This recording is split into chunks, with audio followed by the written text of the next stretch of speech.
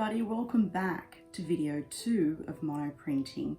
In this video we're actually now going to go through the process of pulling together and composing your artwork. So you've had an opportunity to go away, create, spend a little bit of time doing up your monoprints and experimenting there.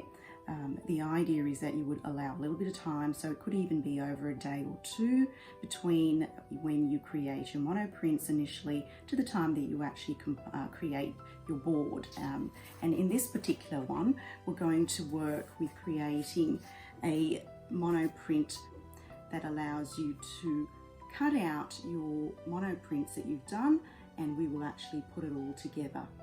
And that's what we're going to do step by step next. So let's get started.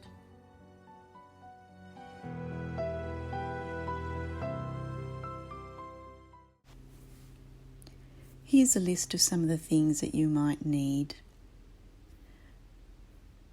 We're going to start with creating a background, and I'm just using a piece of recycled cardboard and I'm going to paint it up and use that, but you can use canvas or paper.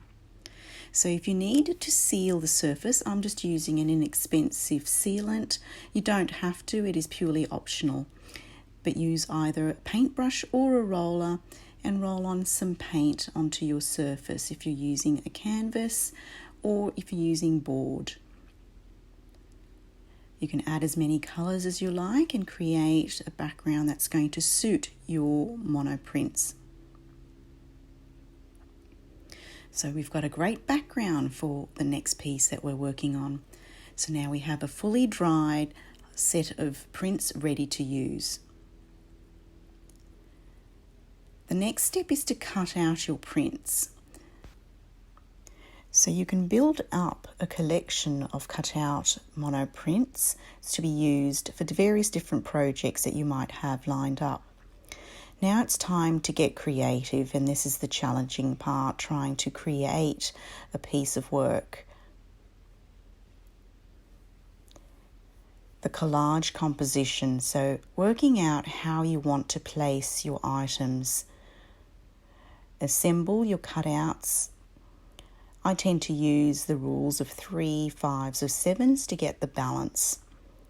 Play with the placements and add more elements. You might want to embellish with some other things that you might have in the true sense of mixed media art. Once you've assembled it and you're happy, glue it all into place.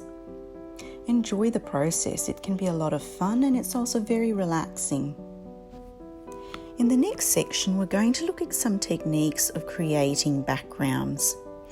This can be done in a number of ways.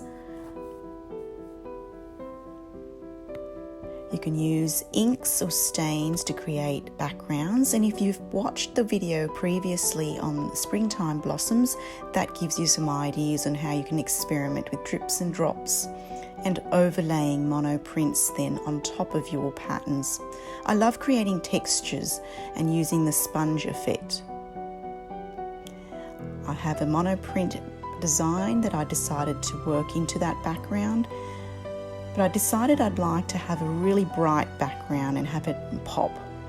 And so I used a bright red board instead. I was able to then collage them in layers, which gives it a really interesting 3D effect.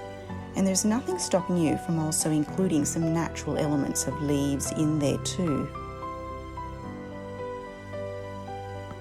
Just have some fun with the different techniques and experiment and play with them. Here are some creative examples.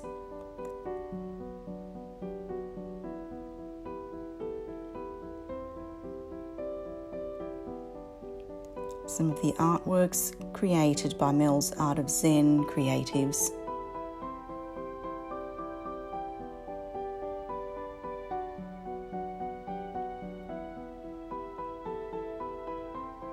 You could also try monoprinting onto black paper and using white or grey paint and then collaging for interesting effects.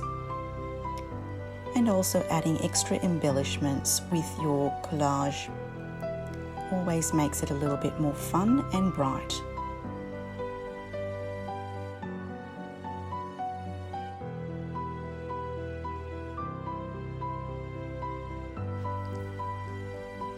I hope you've enjoyed this series on monoprinting, and I hope that you have some opportunity to give it a go and play and enjoy the process. Thank you very much. See you next time.